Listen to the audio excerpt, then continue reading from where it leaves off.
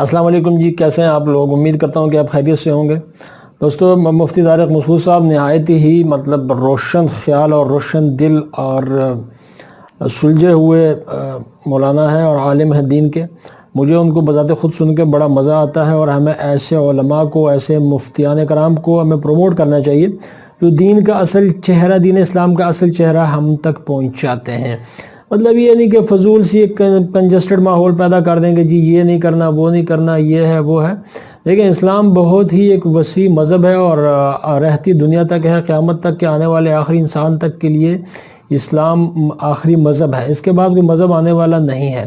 دنیا کے آخری انسان تک یہ مذہب انشاءاللہ پہنچے گا، اور اس کے لیے ہے، اللہ تعالیٰ نے اس مذہب کو بھیجا ہے۔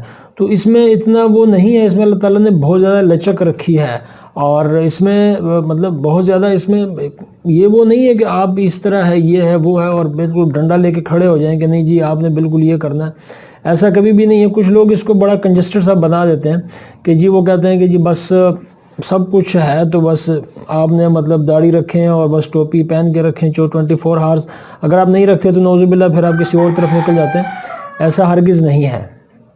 مفتی طارق مسعود صاحب، میں آپ کو بتا رہا تھا کہ بہت ہی اچھے ہمارے ایک اسکالر ہیں، اور ایسے اسکالرز کو ہمیں پروموٹ کرنا چاہیے۔ مجھے ان کا ایک بیان ملا جو کہ مجھے بہت اچھا لگا، تو میں نے کہا میں آپ سے بھی شیئر کرتا چلوں، تو دیکھتے ہیں اپنے اس بیان میں وہ کیا کہتے ہیں۔ ہے تو بہت چھوٹا سا کلپ ہے، 2 منٹ کا کلپ ہے۔ جی جنت میں انشاءاللہ جب ہم اللہ کے کرم سے جائیں گے تو ہمارے چہرے ایسے ہی ہوں گے۔ جی ہاں بھائی، جنت میں جو آپ کا اوریجنل چہرہ ہے وہ وہی رہے گا، لیکن اس میں اللہ جو ڈینٹنگ پینٹنگ کا کام ہوگا پہلے اس میں۔ وہ ایک صاحب مجھے کہنے لگے، یار یہ جو ساؤتھ افریقہ کے اتنے کالے کالے لوگ ہیں، حج کرنے آئے ہوئے تھے نا، بہت روتے تھے وہ، بڑی عبادت کرتے ہیں وہ لوگ۔ وہ جو وہاں حج میں جب میں تھا 2013 میں، تو انہوں نے کہا یار یہ اتنے کالے لوگ بالکل بلیک، اور پھر بھی اتنے عبادت گزار، تو یہ بھی جنت میں جائیں گے؟ تو اتنے کالے کالے لوگ جنت میں؟ میں نے کہا جائیں گے، ریپیئرنگ ہوگی پہلے۔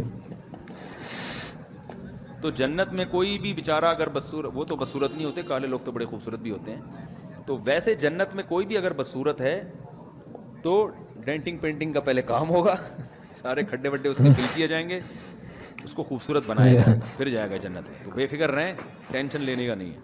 ٹھیک ہے جی۔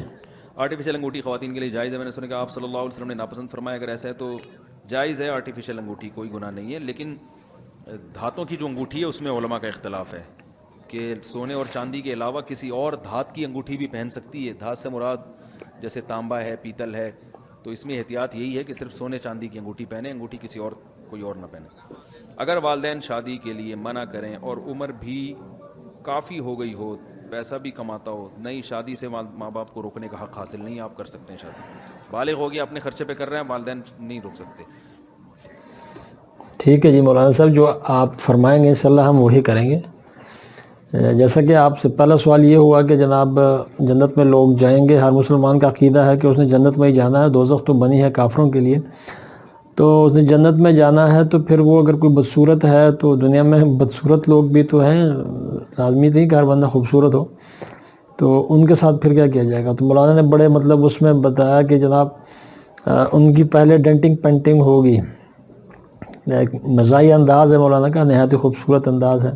آرٹیفیشل انگوٹھی لیڈیز کے لیے جائز ہے، لیکن اس میں کچھ اختلاف ہے کہ جس طرح تانبے وغیرہ کی پہن سکتی ہیں، نہیں پہن سکتی ہیں، البتہ سونا چاندی کی پہن سکتی ہیں۔ مرد کے لیے کیا ہے، میں نے بھی 2 پہنی ہوئی ہیں، دیکھتے ہیں کیا ہے۔ لیکن یہ ہے کہ مولانا کا، مفتی صاحب کا انداز بہت ہی اچھا ہے، بہت ہی اچھا انداز ہے، میں اکثر ان کے وہ بیانات سنتا رہتا ہوں، تو آج میں نے کہا آپ سے بھی شیئر کر لیں۔